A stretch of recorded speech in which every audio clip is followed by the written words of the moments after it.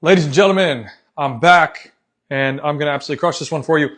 And I posted my story because I want people to see and hear about this. If you could grab that, that'd be awesome.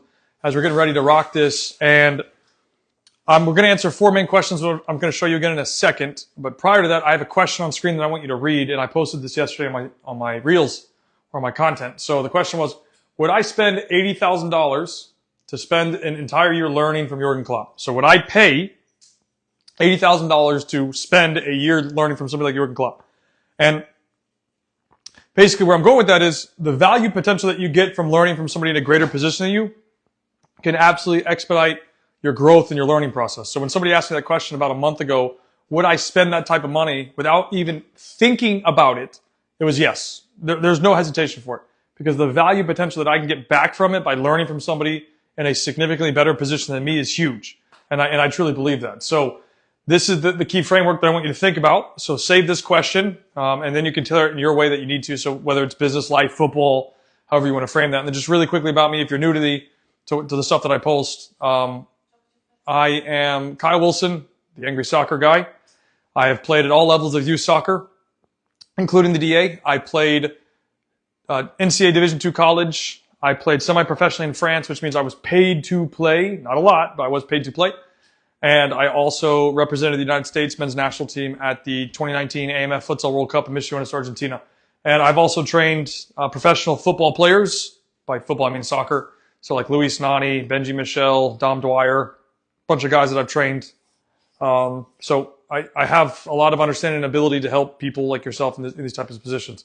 So this is what we're going to be looking at. So think about this question. Don't answer it, at least for yourself, but the value potential is the key thing here. So I told you earlier today, we're going to be discussing these four things, and we're going to talk about all of them throughout the day or throughout the live. First one is the FIFA president's comments about pay to play. Second one, why USU soccer pay to play isn't producing top players. So I'll give you my opinion. And then my solution for long-term success in the United States and how we can achieve it together. Okay. And the last piece is where I have pay to L. We're going to answer what this is here in a moment. So you guys know we have pay to play, which we're going to identify what that is. And then we're going to talk about the new one that I have here that is pay to bang. And you're going to find out in a second. So looking at this, we're going to be talking about pay to play versus pay to learn. That was the L word, learn. And I'll talk about it more later, but I really want you guys to understand why it's pay to play versus pay to learn. But before we get into the differences, or before we start explaining that, we want to break down what each one means and what it represents, at least from my perspective. So we're going to look at pay to play first and what this actually means. So pay to play, current model of USU soccer. You have the acronym leagues. So your MLS Next, or MLS Next 2 is what they're calling it out in Texas now. ECNL, ECNLR, GA, USYS Pro, EA. You pick your league, you pick your badge. That's the acronym leagues, okay? Fear of missing out. Hey, you have 24 to 48 hours or 4 hours to make a decision. Fear of missing out. Okay? Wishing and praying for a college scholarship. And really tying to that goes to the acronym leagues. I've talked to a lot of parents that believe that if your child plays in an acronym league, they didn't use this word guarantee, but what it sounded to me was they felt a guarantee to get, or their child to have a college scholarship. And I'm like, that's not how this works. But that's okay. Development is the last priority. So going back to the acronym leagues, for the teams that play in them, for example, they don't have to do anything about development because every single year they're going to have tryouts. Hundreds of kids are going to go to their tryouts and they're going to be able to identify top kids and replace their bottom crew every single year. It's a vicious cycle that happens every single year with tryouts. Okay? They're going to go, most parents are going to go for a badge instead of a coach. And there was a parent that wrote on one of my reels and they were like, well, my coach doesn't coach. And I'm like, well, whose fault is that really? You decided to play for an organization without knowing who the coach was. That's your fault, not the club's fault. They got you, you accepted. That's your choice, right? So you fall for those traps. Win at all cost, which means the clubs don't care about how their teams are playing. They just want to get the result because they need to win, and parents want to win to post on social media. So I posted a video, I think yesterday, and it was talking about what you'll see in youth soccer in 80% of cases. And Tiago mentioned, nobody wants to post losses. And he's 100% right. Nobody wants to go on social media and say, hey, we played at Kyle Wilson's tournament and we got freaking slapped every single game. Nobody does that. Nobody goes and says, hey, my son played in Kyle Wilson's tournament and we played against the best teams, but we lost every single game. You're not celebrating loss. You celebrate wins. So this is what people want to do. And this is what pay to play brings from my, humble opinion. So this is what you're going to get on average from pay to play. There's probably more things you could add, right? And that's fine. But this is why pay to play for me is an issue. And what's interesting is, before I actually change the slide, is when I was like 24 or 5, before I started my own club, so maybe 26, I said, you know what? I'm going to prove everybody wrong, because my dream when I really got into coaching was, hey, we haven't developed top level professionals on the men's side. That's what I want to do. I want to develop the top generation to go play in the Champions League on a consistent basis, so on and so forth. What I've now realized is club soccer is not, to do that through club soccer is not achievable. And I'll talk about that a little bit more shortly. But let's go define what pay to learn is. So instead of pay to play, pay to learn. Let's identify and describe what this is. So first off, you're paying for your child to learn. Okay, so that means understand that you will pay for your development, preparation, and experience of the child. So you're paying for them to develop, for them to prepare, and experience for the future. Okay? You will find a coach or person who cares to develop, to do the right thing, at least from their perspective, for your child. They understand, or you understand as a parent, what league your child plays in isn't relevant until 15 plus. So people always ask me, like, man, you guys have no idea. I get hundreds of DMs, right? I try to help out once a week and give people answers and stuff. So like, I had a parent, probably 10 last week, that said, hey, my son or my daughter's 11 or she's 12. Should he or she play in MLS next? Or should she or she play in ECNL? And I'm like, it doesn't matter. Like, it really, it doesn't matter. And I'll tell you why. You can play tournaments and get the same type of level of competition across the board without even having to go into MLS next or ECNL. Now, those leagues are going to be more beneficial when you get to 15 and older, because they promise you the exposure piece, which they will bring you potentially in front of college coaches or professional scouts. There's some hearsay to that, which we can talk about later. But that is what you're going to find. And this is why I keep saying the league isn't important or isn't irrelevant, because why should it matter what league your kid plays in at 12? What you're trying to do is get your child to 15, 16, 17 so they can get a college scholarship, so they can earn a professional contract. Do you have generational talents like Sullivan, the guy I talked about earlier? Yeah, okay, he's an exception to the rule. He's not everybody else. Okay, so I just need to make sure that's abundantly clear. So if you don't understand what league your child plays in, doesn't even matter. Now, does that mean I'm telling you go play in rec league? No, you need to find a place that challenges your child. But the key thing will always be, until they're 15, is a coach. Because let's say you have a kid that plays, and I've seen this happen so many times, but it's so concerning. Parents just follow the badges, right? And then when they get to about 15, the kid loses a lot of interest, or the kid doesn't have the level, whatever the case is, which means they're no longer going to be able to go play college because they're not prepared, which, as you can see here, they're not developmentally ready, they're not prepared, and or they don't have the experience to get to a higher level. So that's why you can find a league that challenges your child, but you need to find a coach. That's the most important thing. And using this model of pay to learn, the name of the game is preparation for life. And the reason that I'm saying that is because there are absolutely zero guarantees that a player will become either a college student athlete or a professional. And then even if they do get lucky enough to be a professional, most of the time, in most cases, the professional doesn't make enough money to sustain themselves throughout the entire journey. So what that means is they still have to be a functioning member of society post their career. So just understand that, okay? Winning and or losing is important, but before 15 years old, it's the process that's more important than the outcome, which leads me to the next point. And I'll come back to process and outcome in a second. So next point, play style and philosophy. So the process of how the team plays, especially in younger kids, let's say like 7 to 14, is more important than the result. And my dad just found the Jefferson Cup trophy. So when I get that from him, I'm going to show you the trophy that I earned, me and my teammates earned when we were U10. I'll bring it. I don't have it. I will have it. My dad sent me the pictures like, hey, I found it. So, but this is the key thing. The play style and philosophy, for example, next point, ball is on the floor. Well, if 80% of the teams across the country are kicking, booting, sending, kicking, running, whatever style, that's the opposite of the play style. They're focusing on the outcome. They're not focusing on the process of teaching players how to put the ball on the floor and move it, right? Or dribble or 1v1 or whatever. And like, I'll put it to you this way. When was the last time you saw somebody teach one-on-one defending? Like, legitimately teach kids how to defend one-on-one. I can't remember the last time I saw a defending session. Okay, so just, be mindful of those things. People don't teach defending anymore. Okay, and then the last piece of this is so important, and it ties into process, play style, philosophy, ball on the floor, earn the right to win. Or I should say, with pay to learn, earn the right to win. That means the players have to be developed to be capable to actually win because the play style is there. Well, when every other team across the country is booting, kicking, sending, smashing, kick and run style, you're going to lose a lot more games by trying to play from the back, for example, and telling kids or teaching kids to play on the floor. It's just going to happen. It happens all the time. And so like we were at beast training today at 4:15 and we did a one-on-one game where it was win or stay on. So we had 6 kids, only 1 could win, 5 are going to lose. Well, the 5 that lost were pissed. And I'm like, hey, you have to earn the right to win. This is not like we're giving you ice cream and everybody gets one. No, you have to earn the right to win by being the best player. Even sometimes when you think you're the best, you might not perform well enough to win. So you need to earn it.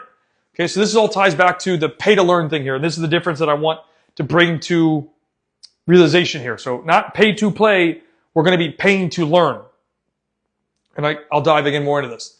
Now, understand why. Well, pay to play isn't going away. Pay to play will not go away in my lifetime, in your lifetime, even though the president of FIFA came out and said, hey, pay to play needs to end.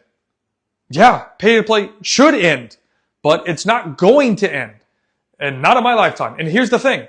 He didn't tell you the full story. So yeah, he came out and said, pay to play needs to end, but he didn't tell you why it's not going to end. Yeah, it's great for everybody to, people say, well, Kyle, you don't bring any solutions. Well, cool. You have the FIFA president coming out saying, hey, pay to play needs to end. I agree. It could end and it should end. However, it's not going to end, and here's why it's not going to end. So knowing that pay to play isn't going away, pay to learn is more and more important now. Okay, so long time ago, almost when I was like 3 or 4 years old, okay, there was a backdoor deal between FIFA, US Soccer, and MLS when MLS was created to protect the league and allow it to grow so there was no competition against it. So that means it could be the #1 league in the country with no issues. And you probably know this, right? So there's plenty of professional leagues. There's USL, there's MLS, there's NISA, there's been other leagues, NASL, and whatever other ones exist. So there's actually I can't tell you yet. We'll get to it in a second. But here are some things to understand, right? So there was a backdoor deal like in 95, 94 that basically allowed MLS to become this entity that couldn't be challenged. And FIFA sanctioned that, okay? So, side note, MLS is a single entity. That means it's owned by every single club is owned under one group. So it's not, they are owned separately, but everything in and out of the league goes through the league. Transfers and everything, okay? Now, franchises cost currently over $300 million. This is important to note, this is important to note, and this is important to note. So, FIFA president's coming out saying, yeah, pay to play needs to end. Okay, well, if he doesn't talk about the other half of the story, which is this, in fact, there's a lawsuit going on. I'll share it on social media that is basically trying to stop the, let's just call it non-compete that MLS has to allow people to challenge it. Because, if you go to any other country in the world, so under FIFA, or the main country, so England, Spain, Germany, Italy, France, right? They're all a single entity like this. And by single entity, they're all under the governing body of their specific country.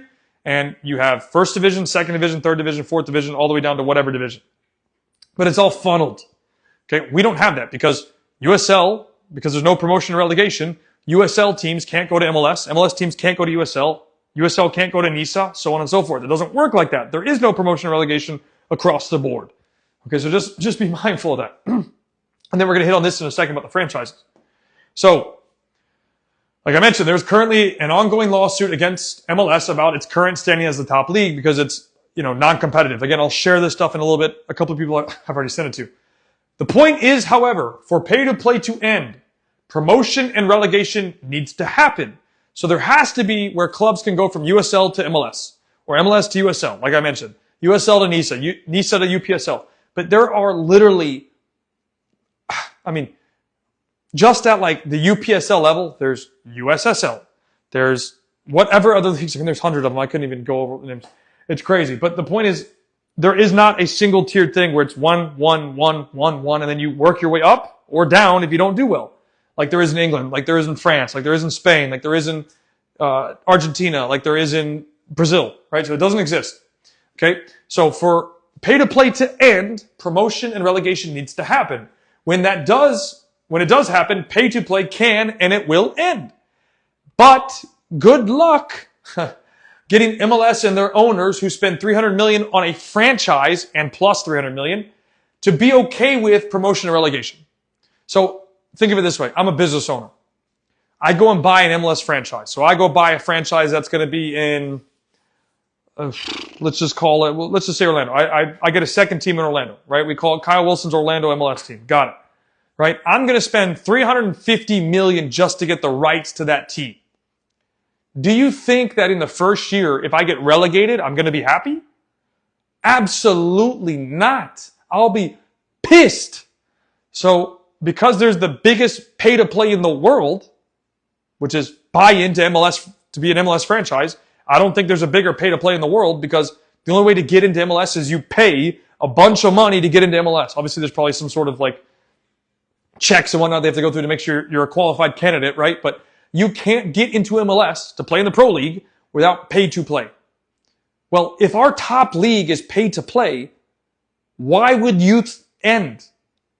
Like, think about that realistically. And then I'll even add this part that's not in the presentation. The only organizations that can benefit from compensation for formation and solidarity payments is MLS. That's why they're free. If you go to like Orlando City Academy, and the real Orlando City Academy, not the franchises, it's free. You go to DC United Academy, free. Maybe that one's not. I don't know. Somebody said it might not be. I don't know. But the primary of MLS academies are free. That's because they can benefit from compensation for formation. My club cannot. High Soccer, if we want to claim a player for training compensation and solidarity payments, we can't based on current model.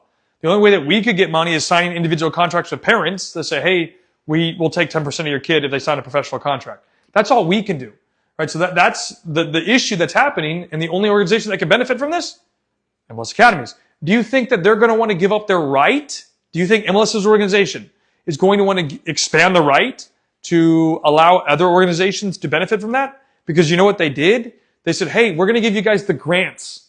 Hey, MLS Next, I think they're called Elite Academies or something like that. So that's the pay-to-play version of MLS Next. Those guys get grants from the compensation for formation model. Like, it's hysterical.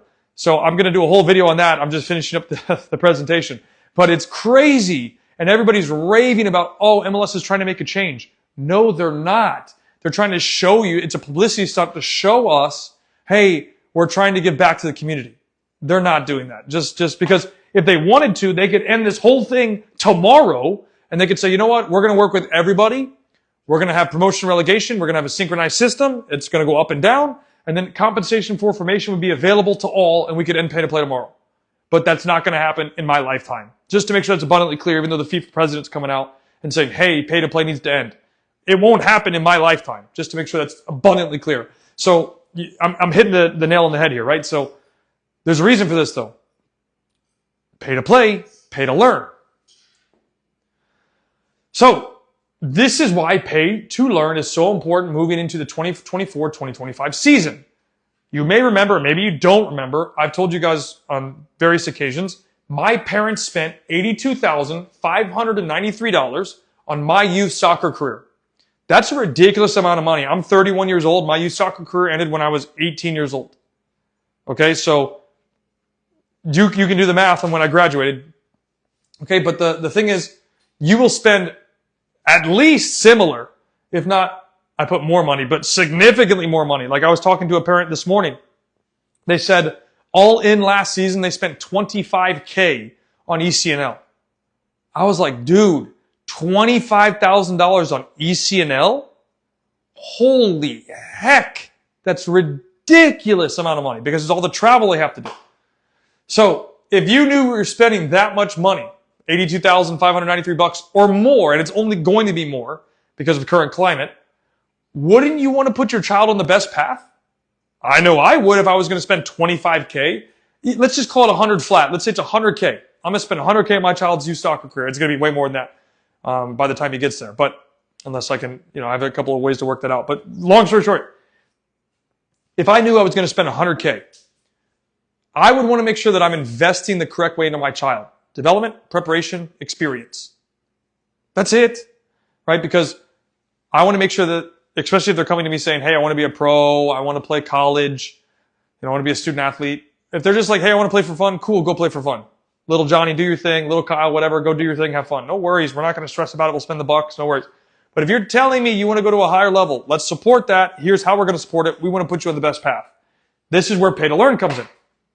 So looking at this, I believe that that path is now a residency program. Well, what does that mean, Kyle, when you say residency program? So let me tell you a quick story. I've been coaching for this next season will be my 10th year. And I was that guy that developed a couple of kids. I was doing like private training, all this stuff all the time. And I said, you know what? All these people are coming to me from different clubs in Orlando or elsewhere as well. I get people travel sometimes to see me or whatever from Tampa, where else? I'm not saying anything crazy. And they all said the same thing. Club sucked. Club sucked. Club sucked. Training sucks. This sucked. This sucked. All they do is scrimmage. And I'm going, dude, I am going to show everybody how to build a club and show them that you can develop and do the right thing. So I've had some moderate success. I've had some failure. And what I have found is now 4 years, going on 5 in August, of running my own organization, is that it is borderline impossible, because I'm a guy that only cares about development, borderline impossible to get players out of the system because there's so many variables. There's hundreds of other clubs. Like using my club as the example. I don't have MLS Next. I don't have ECNL. I don't have GA. I don't have EA. I don't have USYS Pro. I don't have Sunshine. I don't have whatever league. You pick it, right? Nor do I want them. I don't want MLS Next. I don't want ECNL. I don't want any of the badges because then I feel like I lose control of what I want to achieve with the organization. So then I'm sitting here thinking, okay, how can we solve this problem? Well, because there's so much FOMO and marketing and these big buzzwords about exposure and a new badge that comes out every single week. How can you battle this problem? And then I talked to a guy who built one of the best residency programs in the country for development. And I'm like, okay, so we're talking to him, or I'm talking with him. And he's like, this is before I realized residency was the key. And he's like, residency is the key. And I'm like, why do you say that? He's like, I got 50 guys in about 10 years to be pros. I'm going, huh. He's like, you don't have to deal with the BS. You don't have to deal with the politics. You don't have to deal with the leagues. You don't have to deal with whatever. His residency program didn't even have a league. But he got 50 guys to be pros, and everybody says, well, you need to have a league. Well, clearly, based on his model, you don't need to have a league. Because they didn't have a league, and they got 50 guys to be pros and over 200 to be college student athletes. And I'm sitting there going, everybody says you need to have a league. Well, I guess you don't need to have a league. You don't need to have a league to produce players. So, and I had some success with that as well, because my 07 group that I had, 1 year ago, we played the St. Kitts senior men's national team, the same team that played in the Gold Cup against the United States men's national team. I don't have MLS Next. I don't have ECNL. We played them. I have the video. If you want it, I'll send it to you. And it's like, it's crazy. So I found and realized that residency is the key. And let me walk you through why. Because it's pay to learn. So residency means you offer sport and school. But the 3 key pillars are this: improving the person, improving the student, improving the player. By improving the person, nobody can guarantee, not even myself, not anybody, can guarantee that your kid, and if they are, they're lying to you, and I'm going to give you an example in a second. if they can guarantee their kid will be a professional or they can get to an academy like Orlando City or Inter Miami, they're lying to you. Nobody can guarantee that they can get your kid anywhere. So knowing that, since there's no guarantees that they're going to be a professional, well, they have to be functioning members of society because they might not make it as a professional. They need to be a good person. They need to be humble. They need to be respectful. Okay? Then you look at the second one, improving the student. This means the person, the individual, has to be educated, well-mannered, behave well. They have to have knowledge. They have to have education, right? So notice 1 and 2 in order. The third one then becomes improving the player. So this is now the third pillar, in order, the third step, because again, you can't guarantee that they're going to be a professional. So you have to understand that with a program like this, I'm going to touch on it slightly more in a second. The key thing is pay to learn. You're trying to put your child in the best path forward to be successful. And so like about a week ago, a parent and I were having a conversation. They're like, hey, Kyle, would you do public school with your kids? And I'm like, no.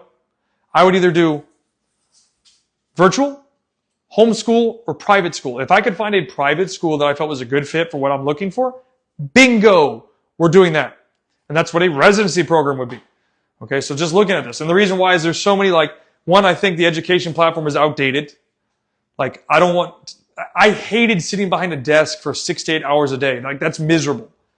Kids need to be outside and experiencing life and being involved in just daily life, experiencing what it's like to be a kid, see the outside, be outside, do things that are actually beneficial to their life. And like, again, the education platform is so outdated. It's like they don't teach what's actually necessary in today's day and age. Like I graduated college. I have a business degree. I didn't learn jack squat about business from college, but I have a business degree that says I know what I'm talking about. I have learned so much more from being in life about business than I did from going to get formal education. Like that is a scary thought to have. Like, okay, I would think still like you would get more out of life, but to literally walk out of college thinking I knew everything and then you're getting smacked or punched in the face, you're like, oh, this happens in real life. I wasn't prepared or taught any of this. That's why I continue to highlight the need for development, preparation, experience to be ready for life. Now, the key is preparation for life. Because even if you become a pro, so let's say I became a pro, use me as the example, or even a student athlete. I was a student athlete. That is less than 3%. And so like a student athlete, like across all sports, is like 6% from high school. Okay, let's look at professional. Professional from that is less than 1%. Okay, so there are almost zero guarantees that your kid will be a professional. In fact, there are no guarantees. So let's use me. I become a pro. So even if I become a pro, if I'm not Lionel Messi, I'm not David Beckham, I'm not Ronaldo, I'm not pick your guy, right, that made millions of dollars being a highly successful professional football player. Then after my career finishes, my pro career finishes, I will have to go live and be a functioning member of society because I didn't make enough money where I can do whatever I want, whenever I want, or sign a deal with Apple TV and MLS for a ridiculous amount of money, or go to the Saudi Pro League and make $200 million a year. I don't have that. So if I don't have that, then I have to still become a functioning member of society as we continue to make a bunch of noise. It's awesome. So again, the exceptions would be Messi, Ronaldo, Neymar, Beckham, guys who made millions of dollars. It's fantastic. Okay, so now looking forward, here, take a screenshot. I believe club soccer needs to die. So like I just talked about an issue with formal education, public school. The system is so outdated. I think it needs to die. Club soccer, the system is so outdated. It needs to die. I went to a coaching course through U.S. Soccer and they said that one of the first things they wrote on the board was, U.S. Soccer wants to win a men's World Cup. That's the goal. And I'm going, well, our club soccer model is so outdated. It's so broken. It's so old. It needs to die. It's outdated, not producing players. Even on the women's side now, we're not producing the same level of players as we need to. And the focus, of course, isn't on the kids because pay to play exists. So let's look at this from like a step-by-step process. Club soccer. I was a kid. There were 2 leagues. Dude, now there are like 26 youth competitive leagues in Florida. Is that not absurd? Does that sound like it's in the best interest of the kids? Like, there was a post somebody sent me the other day about how there's a group of clubs that came together to form MLS Next 2, or they're calling it Next 2, which is like, they're trying to take power back from, say, EA or ECNL, and it's just like, everybody's fighting each other to have this top platform when we could all just work together. And like, one of the things that I realized is, as much as I think I'm really good at what I do, one guy can't do it himself. When you look at professional clubs that have academies, they have 3 to 5 people on staff for one team. So you're being lied to think that one guy can solve the whole problem. It's impossible. Okay, so it's too outdated, not producing players, which we've never produced an elite world-class player on the men's side. You could argue on the women's side. Somebody's going to say that, I'm sure, hey, well, the women have. Yeah, you're right, but that was before all the other countries were serious about women. And a great example would be, a buddy of mine is the technical director at Olympique Lyonnais, and he's in charge mainly of the girls program. Well, guess what? He used to always ask me for girls. He's no longer asking me for any girls. Like every 3 to 6 months, he'd be like, hey, Kyle, do you have a girl we could take for the academy or the first team? I'm like, okay, let me see if I can find one. And now I have to ask him, hey, do you got a slot? He's like, no, we're good. It's free. So it's like, there's no comparison. So if this doesn't become enough for you to understand that club soccer needs to die, then, you consider and say, well, there's kids, the greatest percentage are going from ECNL to college. Okay, great. You know how many kids don't go from ECNL to college, or MLS Next to college, or GA to college? The percentage of them not going to college is higher, significantly higher, than the ones that aren't. And then there's more and more international students being drafted. By drafted, I mean taken from Europe or South America to colleges than there are domestic players. That's a red flag, at least it should be. So again, I believe club soccer needs to die. I want to get ahead of the curve because I believe it's coming. I believe the end of club soccer is coming. So we are going big on this residency. So we're calling it Beast Residency. This is our solution. Okay? It is a full-time program that ties in school and sporting development. It's in Orlando, Florida, 8 a.m. to 5 p.m. every single day. These are our 3 main pillars: holistic personal development, student educational platform, player development model. So person, school, player, in that order. And then just as an example, this is what their day is going to look like. Okay? First year that we're doing this will start in August. And it's, we'll use the buzzword, it's club neutral. Awesome. People love that one. It's club neutral. I can go to it. It doesn't affect my club. It's club neutral. It's club neutral. It's club neutral. And our entire focus is on individual development. At least in the first year, even possibly the second year, we're not going to have teams. We're going to be focusing on developing the individual. And if you don't understand why the individual is so important, this is like footwork. This is ball mastery. This is technical skill. This is domination of the ball. This is 1v1. It's really 1v1 to 5v5. But that is our focus, is to develop beast. Okay? At least on the field. But obviously, you can't forget the individual development and then the student development. But somebody would ask that question. So a daily schedule. They're going to arrive at 8 a.m. So they arrive at 8. They're going to train from 8:30 to 10:30. 2 hours every day. Okay, now 30-minute warm-up, 30-minute cool-down, or like 15 minutes, so 30 minutes total. Okay, added into that. They're going to have a break from 10:30 to 11:15. Break, shower. Break and shower. So they can eat, shower. They're then going to go to school for about 3 to 4 hours. Okay? They're going to have a hybrid learning platform. And we have partnered with one of the best platforms probably in the country for education. So hybrid learning, virtual and in person. And what's great is they're partnered with 4 MLS academies, which is awesome. Okay? And then after school, they're going to either do life education or football education. And one of the biggest things that I've found is more and more kids are, especially in today's day and age, struggling to have conversation with other kids. So I was at practice the other day. One of the kids got mad at another one, and he just screamed his name. And he's like, hey. So it just became an issue because they didn't know how to actually communicate with each other, and it was a big problem. Okay? And it could be that, it could be football and education, it could be more training, it could be anything. Can you give them a treat and that will get them to stop? And then the final piece would be they leave at 5 o'clock. And they're going to do that every single day, Monday through Friday. Okay? So 8 to 5 every single day, Monday through Friday. Now, again, the key is individual development. This is pay to learn, by the way, not pay to play. But the whole point of this is to provide a platform where the person can develop, improve the person, improve the student, and improve the player. And what's great is we've partnered with a guy that has done this on repeat over years. Okay, so this is not just some like fluke thing that's going to happen. There's an entire pre-planned project coming that will just blow everything out of the water, in my opinion.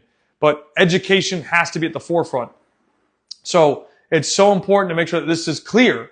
And I believe that this is the next step, at least in the model that we have of pay to play. So instead of being pay to play, let's make it pay to learn. So the player is developing, they're getting prepared, and they're gaining experience to be ready for life that's going to come after them when they get into the future. Now, if you want more info about the residency program, I do need to add, though, we don't have dorms at this moment. So if you're coming from another state or not from the Orlando area, we don't have dorms. So you can't say, hey, where can my child stay? We don't have it. In the future, we'll have it. But at this point, we don't. And because we don't have it, you have to find your own accommodations for that point. Okay? But if you're looking for more information, you can send me a DM, residency, or comment on one of my videos. Pick one, doesn't matter. Residency, and then I will send you information that we have about the program that's starting in August so you can learn more about it. Okay, now I want to make sure that I answered these parts here. I'm going to bring it back in a second. I love technology. A little slow sometimes. So I want to make sure that I answered these parts here. We talked about the FIFA president's comments about pay to play. We talked about why I believe U.S. youth soccer pay to play isn't producing players. And then I believe club soccer needs to die. And then my solution for long-term development, I've offered it with the residency, and then I've explained what pay to learn is. And I really want to hit on this long-term solution because somebody might ask further. Okay, so everybody's going to say, well, or you might say, well, Kyle, you have a club. Well, we're systematically reorganizing, and because we don't want all these leagues and badges, we want to stay in grassroots. We're going to make residency our top platform. So yes, we're still going to have prospects. Prospects is still going to exist, but that is going to be a feeder into the residency program. So people that really want to go to a higher level, they're going to want to join residency because that will be the thing that can help build them to get to a higher level. Especially if I'm a guy that all I've ever cared about is getting kids to a higher level. That's it. I've only ever cared about that. I don't care about winning a trophy and all these posts on social media that make you all feel great. I'm not taking pictures of me sleeping with trophies and doing whatever, man. Like, I don't do any of that. Like, when the kids win the trophy, so you go to a tournament and they win, and they go, they're celebrating, I step out. That's for the kids. It ain't for me. And like, my win, I want to make sure this is crystal clear. My win is getting kids out of the system. That's my win. Straight up. That is my win. And I'm at a point now where I've come to the realization within the last year that club soccer will not do it. And I've been the guy that's tried to do it, and it's hard to try to do it. It's almost impossible. I won't say it's impossible, but it's almost impossible, especially in the men's side, because it's never been done, which means you would need a complete and utter, pre-planned thing to happen. You guys might say, oh, well, Sullivan. Okay, you could maybe argue that he could be the exception to the rule, but he had everything in place to be successful, which is what I talk about in the other video from a football heritage perspective. Literally, everything you could want. So hopefully I've answered all this. I've explained it for you. If you have more questions, send me that DM. Like I said, if you want to, I'll bring it back real quick before I take it out, before I close this up. If you want more information about our residency program that is in Orlando, Florida, you can send me a DM and write residency, or comment on a video that I posted, a reel, residency, and then I will connect with you and send you the information so you can see what we're trying to do and why. Okay, but pay to learn needs to happen because pay to play is not going to go away in my lifetime, and I've already explained why. So hopefully you guys understand and enjoy, and I will see you in a future video.